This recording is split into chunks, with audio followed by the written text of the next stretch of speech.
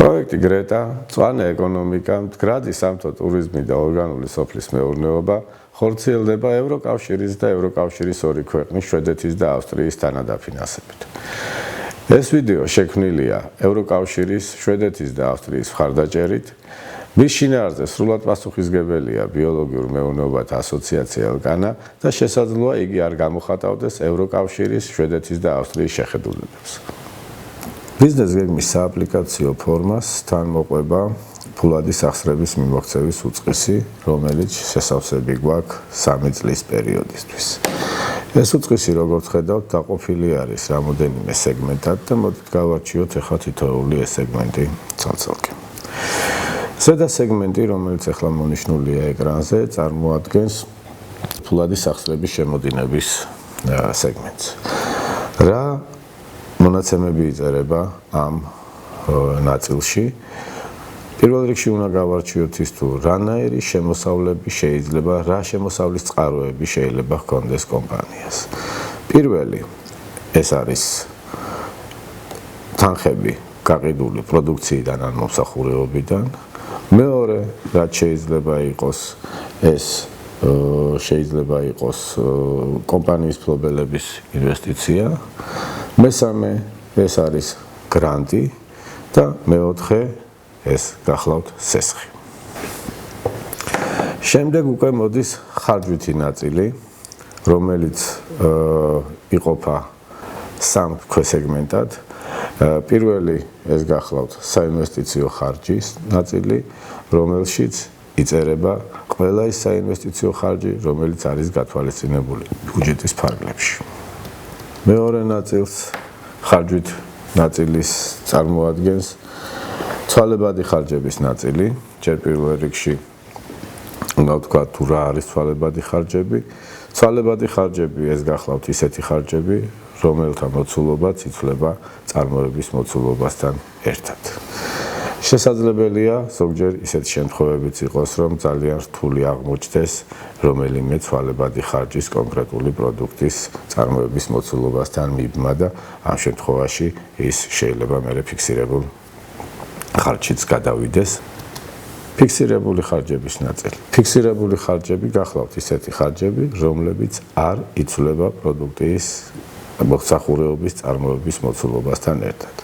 ეს შეიძლება იყოს ისეთი ხარჯი, როგორიც გახლავთ ხელფასი, როგორიც გახლავთ საკომუნიკაციო ხარჯი, როგორიც გახლავთ საოფისე ხარჯი, იჯარა, ქირა, ან რაიმე კიდე სხვა ანალოგიური ხარჯი, რომელიც არ არის პირდაპირ დაკავშირებული პროდუქტის წარმოების მოცულობასთან.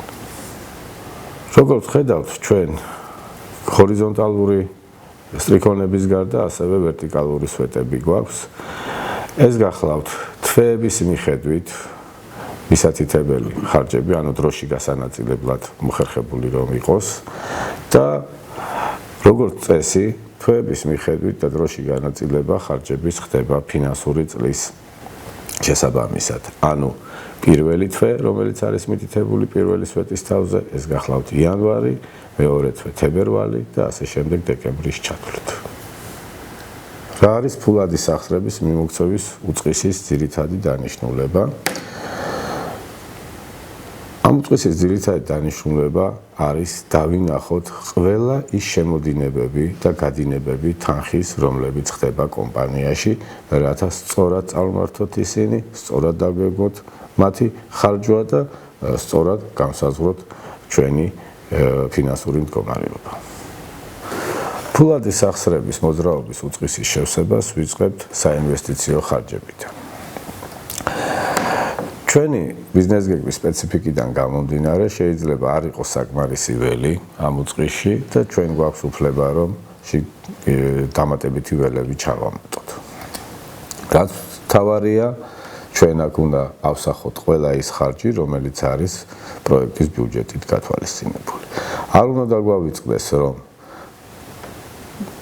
ფულადი სახსრების მიმოქცევის უწყისი ივსება ლარებში, ხოლო ბიუჯეტი ჩვენ გვაქვს შევსებული ევროებში. როგორც ხედავთ, ჩვენ წერთ ყოველ ხარჯს იმ თვეში, რომელშიც დაგეგმილი გვაქვს ამ საქმიანობის განხორციელება და ვავსებთ ყველა ველს. შემდეგი ეტაპი გახლავთ ცვალებადი ხარჯების ველის შევსება.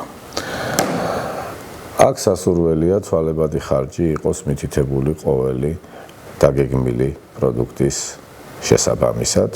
უნდა გამოვიყენოთ აქ ჩვენი თვითღირებულების კალკულაცია და საოპერაციო გეგმის მაჩვენებლები, როგორც ხედავთ ჩვენ აპრილის თვეში გათვალისწინებული დაგეგმილი ქონდა 60 ვიზიტორის მიღება, რომელთა თვითღირებულებაც 18 ლარია, ასევე 30 ვახშმის შეკვეთის მიღება.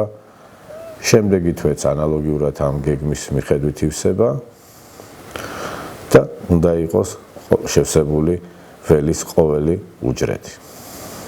და ბოლოს ხარჯების კატეგორიების შევსებისას ჩვენ აუცილებლად უნდა შევავსოთ ასევე ფიქსირებული ხარჯების პოზიციები. უნდა გქონდეს მანამდე გადაწყვეტილი და გათვლილი თუ რა ხარჯი გვექნება მიახლოებით თვეში ამ ყოველ პოზიციაზე. ასევე შეიძლება რომ ზოგი თქვათ პოზიცია არ იყოს სრულად მთელი წლის განმავლობაში დატვირთული, მაგალითად დამლაგებელს მცირე მეწარმე ქირაობს მხოლოდ მაშინ, როდესაც ყავს ვიზიტორთა დიდი ნაკადი და ასევე ეს ეხება ბუღალტრის ჰონორარსაც, რომელიც მცირე მეწარმის შემთხვევაში შეიძლება იყოს წლის ბოლოს მოწვეული ბუღალტერი, რომელიც ერთჯერადად ბალანსს გაუკეთებს. როგორც ხედავთ ჩვენ ამ ციფრებიდან, ასევე გათვალისწინებულია ზამთრის და ზაფხულის სეზონი, თქვათ ზამთრის სეზონში ელექტროენერგიაზე უფრო მეტი თანხა იხარჯება, იმიტომ რომ უფრო დიდი ხანი უფრო მოკლე დღე არის და ასევე თქვათ შეიძლება რომელიღაცა სხვა ხარჯი სეზონის განმავლობაში ისევ განსხვავდებოდეს. და ბოლო ეტაპს წარმოადგენს შემოსავლების ასახვა. ვიწყებთ რა თქმა უნდა ჩვენი პროდუქციის და მომსახურეობის რეალიზაციის და მიღებული შემოსავლების ასახვით. აქაც იგივე სამოქმედო გეგმის მიხედვით იწერება სავარაუდო შემოსავლები, თან აქ ამავდროულად ვითვალისწინებთ ცვალებად სეზონურ ფასს, თუ ასეთი გააჩნია ჩვენს კომპანიას და ვავსებთ ასევე ყველა ველს, როდესაც დაგეგმილია საქმიანობის განხორციელება და პროდუქტის ან მომსახურეობის რეალიზაცია. მიმდინარე ცვალებად ხარჯში ჩვენ გვაქვს კიდე ერთი ხარჯი, რომელიც წარმოადგენს booking.com-ის გადასახადს და რომელიც არის დამოკიდებული პირდაპირ ჯავშნის მოცულობასთან, ჯავშნის თანხის მოცულობასთან და შეადგენს მიახლოებით 18%-ს. ამიტომ ჩვენ შეგვიძლია პირდაპირ booking.com-ის გადასახადი ცვალებად ხარჯში ავსახოთ და გავთვალოთ როგორც 18% მიღებულ ჯავშნებიდან. რას ვხედავთ ჩვენ ფულადი სახსრების მიმოქცევის უწყისიდან? ჩვენ ვხედავთ ყოველთვიურ შემოსავალს, ჯამურს, ვხედავთ ყოველთვიურ ჯამურ ხარჯს და ასევე გვაქვს ორი პუნქტი ფული პერიოდის ბოლოსთვის და ფული პერიოდის დასაწყისისთვის. ფული პერიოდის დასაწყისთვის ცხრილის თავშია. რას ნიშნავს ფული პერიოდის ბოლოს? ფულს პერიოდის დასაწყისს ემატება ყველა ის შემოსავალი, რომელიც ჰქონდა კომპანიას და აკლდება ყველა ის ხარჯი, რომელიც კომპანიას გააჩნდა მიმდინარე თვეში. აქ არის გარკვეული სპეციფიკა ამ ცხრილში, თუ ფული პერიოდის ბოლოს მაჩვენებელი არის მინუსით, ეს იმას ნიშნავს, რომ კომპანიამ ის საქმიანობა ვერ განახორციელა, რომელიც უნდა განახორციელებინა ამ თვეში. იმიტომ რომ შეუძლებელია ფულის გარეშე საქმიანობის განხორციელება, რომელსაც სჭირდება ფინანსური სახსრები. თანხის მიმოქცევის უწყისის შევსებისას ასევე უნდა გავითვალისწინოთ ის, რომ პუნქტში ფული პერიოდის დასაწყისს თანხა უდრის თანხას, რომელიც არის წინა თვის ბოლოს.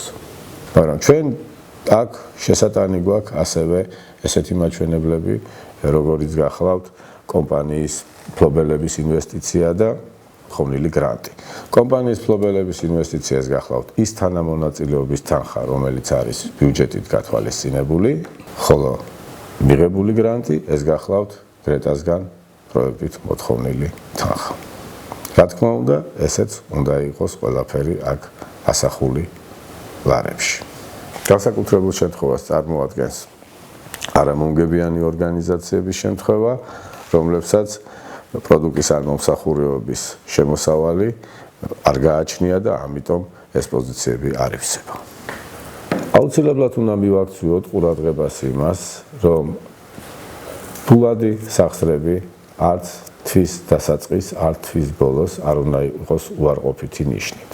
განსაკუთრებულ ყურადღებას წარმოადგენს ისეთი ბიზნესის ფულადი სახსრების მიმოქცევის უწყისის შევსება, რომელშიც პროდუქტის წარმოება და პროდუქტის რეალიზაცია არის დროში დაშორებული ერთმანეთისაგან. ამ შემთხვევაში გარდაუვალია ის, რომ თვის ბოლოს თანხა არ იყოს უარყოფითი, რაც იმას ნიშნავს, რომ ბიზნესის წარმოება შეუძლებელია. რა არის საჭირო იმისთვის, რომ ეს უარყოფითი ციფრი გახდეს დადებითი? ამისათვის ან კომპანიის მეპატრონეებმა უნდა ჩადონ საკუთარი თანხები და გაზარდონ საკუთარი წილი ამ საქმიანობაში, ან უნდა იყოს მოძიებული საკრედიტო სახსრები. ფულადი სახსრების მიმოქცევის უწყისის მეორე წლის და მესამე წლის გვერდი ივსება ასევე ანალოგიურად პირველი წლისა, ოღონდ ამ შემთხვევაში იანვრის თვეში პოზიციაში ფული პერიოდის დასაწყის, რომელიც არის ზედა მარცხენა კუთხეში, თანხა უნდა გადავიდეს წინა წლის ფულადი სახსრების მიმოქცევის უწყისის მარჯვენა ქვედა უჯრედიდან, სადაც არის ასახული თანხა პერიოდის ბოლოსთვის. ეს ვიდეო შექმნილია ევროკავშირის, შვედეთის და ავსტრიის მხარდაჭერით. მის შინაარსზე სრულად პასუხისმგებელია ბიოლოგიურ მეურნეობათა ასოციაცია ელკანა და შესაძლოა იგი არ გამოხატავდეს ევროკავშირის, შვედეთის და ავსტრიის შეხედულებებს.